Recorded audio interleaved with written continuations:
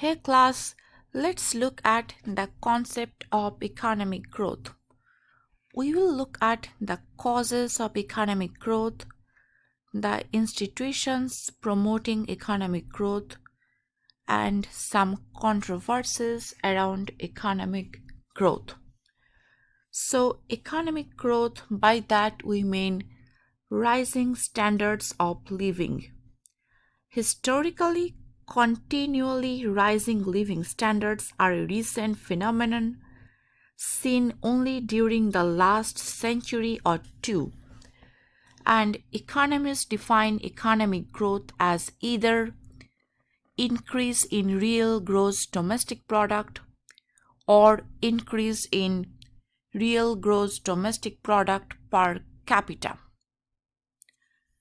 Now, real gross domestic product is defined as real gross domestic product over population. Now, how do you define percentage rate of growth? This is defined as the new real GDP.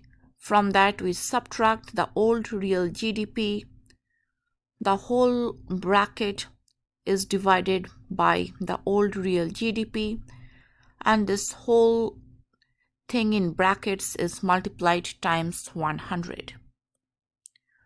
Look at this trading economics website. I'm looking at the US economy. This GDP is measuring the gross domestic product. GDP per capita is measuring the GDP over population. GDP is showing us how the economy is doing. GDP per capita is showing us how the people are doing. How is the standard of living in the economy over time? And GDP growth rate, I would rather go with GDP annual growth rate, is showing us the percentage rate of change between one period to another. Now, what is the goal of economic growth? So, the goal of economic growth is to increase total output relative to population. We want more resources than the people in an economy. We want the real wages to increase, real income to increase, and higher standards of living. In short, growth lessens the burden of scarcity.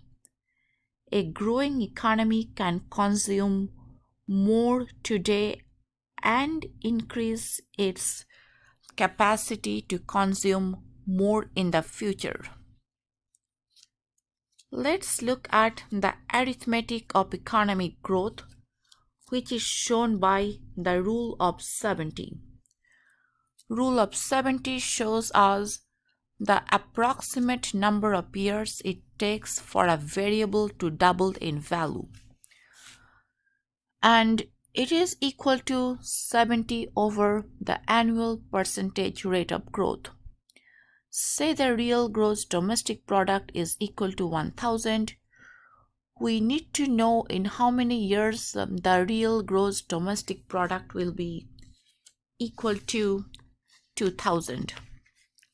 To do that, to find out the approximate number of years, we need neither 1000 nor 2000. Rather, we need the rule of 70 and the annual percentage growth rate.